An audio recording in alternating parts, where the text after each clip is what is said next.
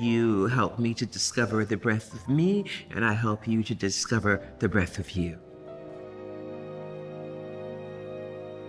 For 40 years, 50 years, I've been mining this material, thinking about this material, what's happening in popular culture, the terms of the culture, the way in which it works, the way in which it functions. I've been thinking about it since the very beginning. And sort of thinking about, where are, the African-American bodies and African-American aesthetics and African-American ideas, and more sort of simply more expansive ideas away from sort of whiteness, where are those things located? And how will they be, incorporated within inside of a system that has historically excluded, for the most part, brown bodies? I used to go through like the New York Times, like the Sunday section, and just weep because there was nothing there. We were, as much as I'm fascinated by all kinds of other artists, right? I appreciate what's happened in the world in terms of the arts, but that there was no representation of blackness in any form was just stunning to me. Part, I think, of what's happening within contemporary culture are all of these institutions are realizing that they overlooked and did not understand the significance of the coming of that day that is around the corner, right? And so there are all these institutions that are trying to figure out, and what do we do? And how do we respond? This opening up and this flowering has to do with, finally these universities and museums and institutions understanding, oh my God, if we don't want to open these doors, we will be completely irrelevant.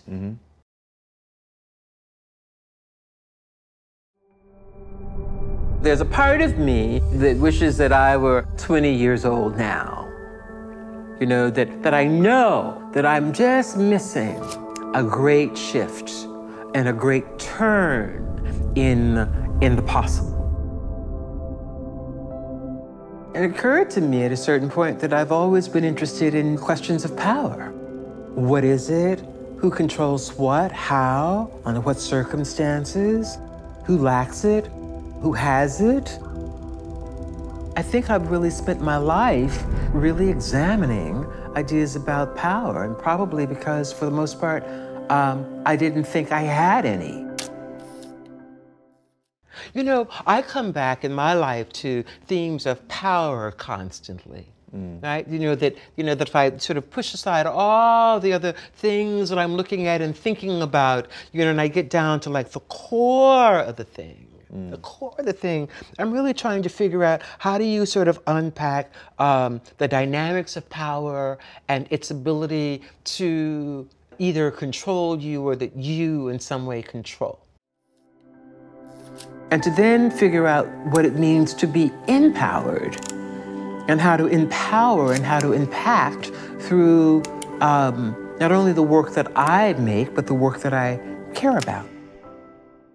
Part of, what's happened to our circumstance in America is that we have become Americans. The sort of complexities of our cultural production have been so ripped and so torn and so taken and so buried and so erased, right? That you are, again, and that's why we come back to music, right? That you have to dig for you. You have to dig to really discover not your blackness as such, but your true self. I have a very deep relationship with music, and I listen to music all the time. And many of the women in this series are women that I've listened to almost all my life. I mean, I've been listening to them for a very, very long time, and they've really shaped a lot of how I engage and interact with the world. And one day I realized that I simply didn't hear them unless I was playing them in my home. And I found that really shocking. I thought, how is it possible that these women, these sort of extraordinary voices, have really laid it down for any number of artists across many platforms and ethnicities in order to work? How is it possible that we don't hear them?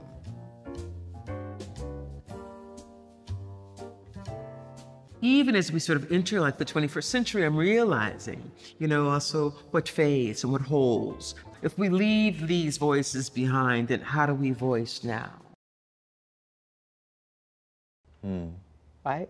The thing that interests me is that, how you get to the truth is not just through the thing. It's not really about the photograph, but rather it's the construction of the photograph. That's the interesting thing, right? It's not the film, it's the construction of the film. It's the narrative that resides within the film, right? That speaks to us, right? It's the story, it's the imagination that, that scratches towards its humanity.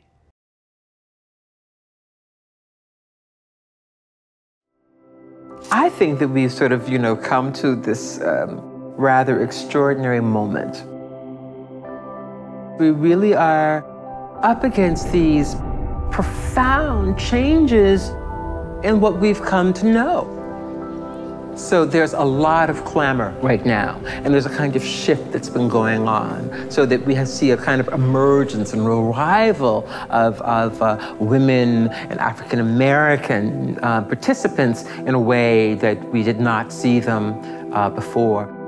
Or for that matter, not just African Americans, but brown people more generally are being asked to participate within the field. And that's important because once you're at the table, something else happens, something else shifts, something else becomes more possible, something else becomes more dynamic, more meaningful, more engaging for the entire mix of people.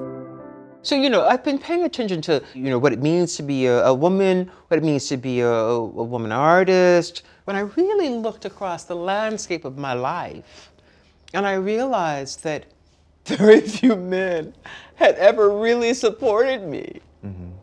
It blew my mind. I couldn't believe it. But I had to really look, right?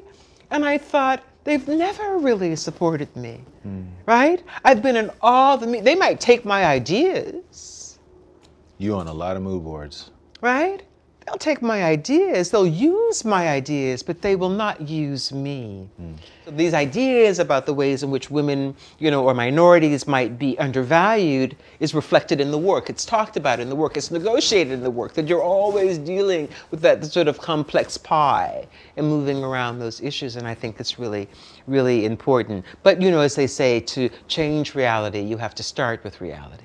So where are you placed on the scale, what's happening, and your ability to be self-critical, to sort of look at it, to be aware of how you are, how you might be an accomplice in your own victimization, right? All of that stuff becomes, I think, really imperative to sort of look at in terms of how you negotiate the realities of our lives. I can see the doors swinging open, and they won't close for a really long time. This is really, really an exciting period. So for me, even within the despair, there is always incredible hope.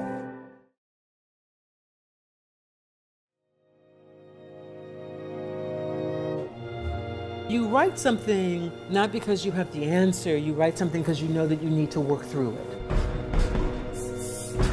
Commemorating every black man who lives to see 21. Commemorating Trayvon Martin, Michael Brown, Eric Garner. Well, what is this piece? And then I thought, oh, well, really, this piece is very much like Antigone, isn't it? There are only like 10 stories in the world that we keep coming back to. And I thought, this is really the story of a woman, of a community that's trying to figure out how to bury her brothers. And they're denying her the right to do that, because they're denying that it has even happened, or that it warrants our attention. And she's saying, I'm gonna bury him, I'm gonna bury it right. I'm, 65 years old now. So, maybe if I'm lucky, I got like another 20, 25 years on the planet, and then that's it for me, right? I'm out. But I'm always aware of the people that widened the path for me so that I could work a little easier. Artists that did not receive the same kind of attention that I've received.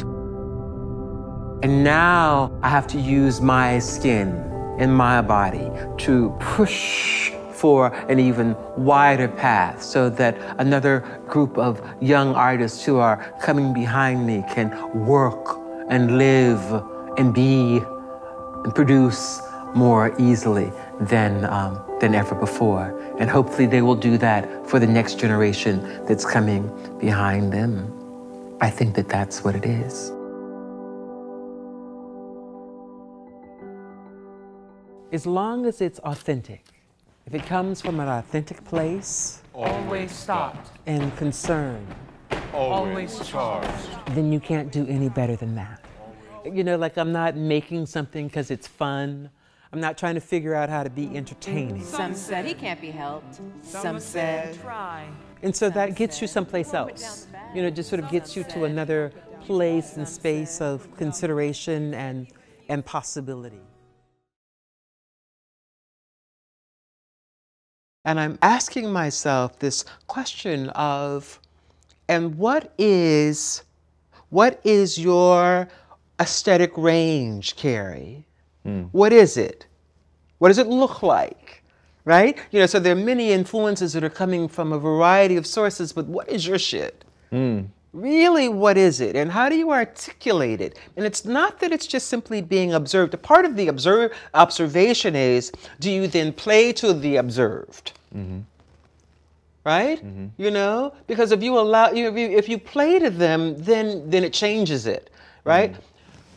But if you play to you, if you play to you, to a deeper understanding of self, then what you allow the viewer to do is to walk into your process, not sort of backtracking, you know, and backing up into theirs. she was 28. She was a mother. was 36. He was 25. A wife.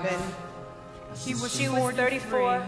If our audience 43. can leave with a sense of question, that they have really engaged with something deep for themselves, and that they know that it's serious, but there's still some glimmer, and that they can wake up the next day and think about that, then I'm all right.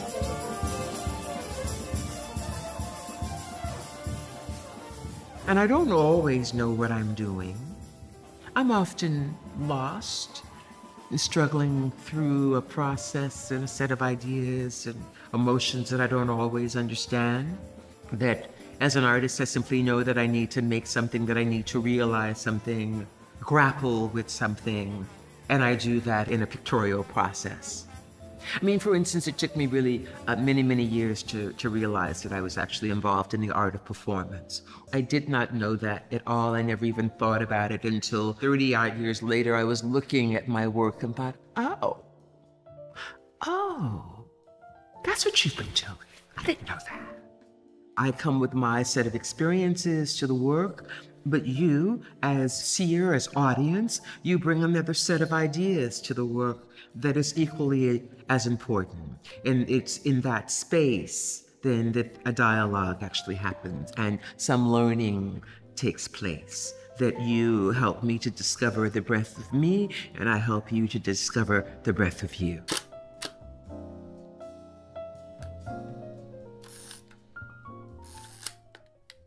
And it's in that space then that a dialogue actually happens and some learning takes place, that you help me to discover the breadth of me and I help you to discover the breadth of you.